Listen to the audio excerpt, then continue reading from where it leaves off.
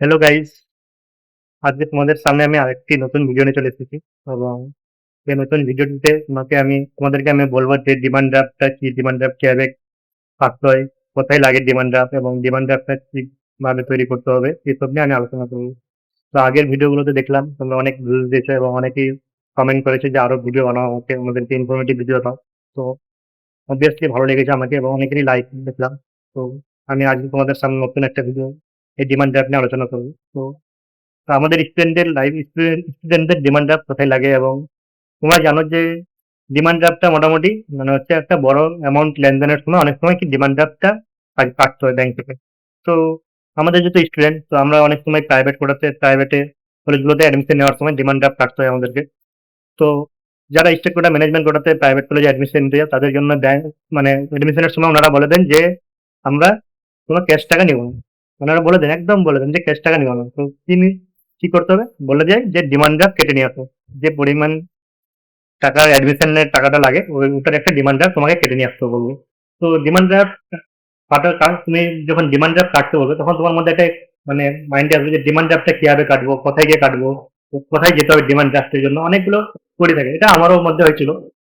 তো এই demand draft কাটার জন্য তোমাকে যেতে হবে কি হচ্ছে, আমার তোমার যে ব্যাংকে অ্যাকাউন্ট আছে, ওই ব্যাংকে, এবং যে ব্যাংকে অ্যাকাউন্ট আছে তুমি ওই ব্যাংকে যাবে, ঠিক আছে। কিন্তু ব্যাপারটা হচ্ছে তোমার মধ্যে একবারে যে আমি যে ব্যাংকে অ্যাকাউন্ট ক্রিয়েট করেছি ওই ব্যাংকে যাবো না যে কোনো ব্রাঞ্চে গেলেই হয়ে যাবে। তো ফার্স্ট এটা করেই থাকে সবারই মধ্যে, আমার মধ্যে ছিল। তো এটা আমি তোমার মধ্যে ক্লিয়ার করে দিই।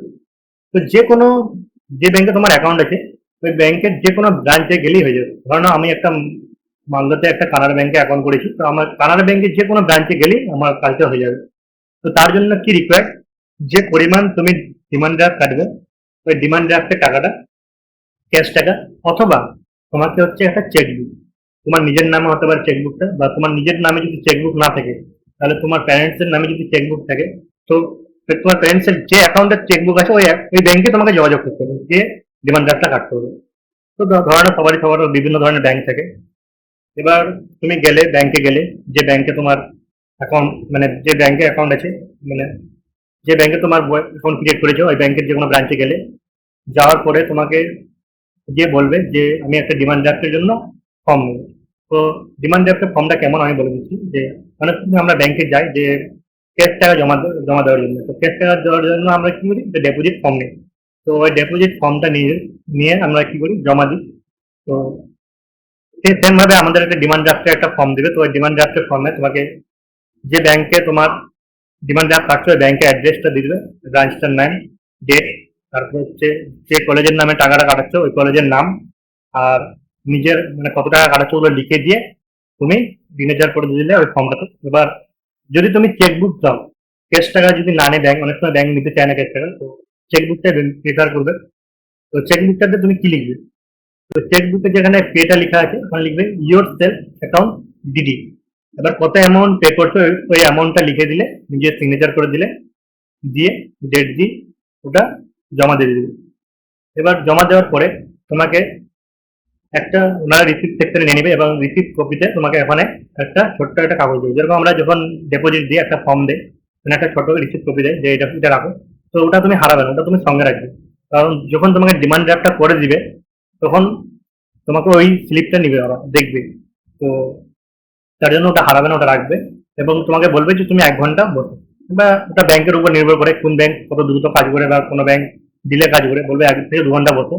তো তুমি রিকোয়েস্ট করবে, যেহেতু তোমাদের অ্যাডমিশনের ব্যাপারে তুমি রিকোয়েস্ট করবে যে তাড়াতাড়ি করে আমাদের ডিমান্ড ড্রাফটটা কেটে দিতে। তো এবার ব্যাংক তোমাদের প্রসেস করবে, করে দেওয়ার পর একটা প্রিন্টেড কপি বার করবে।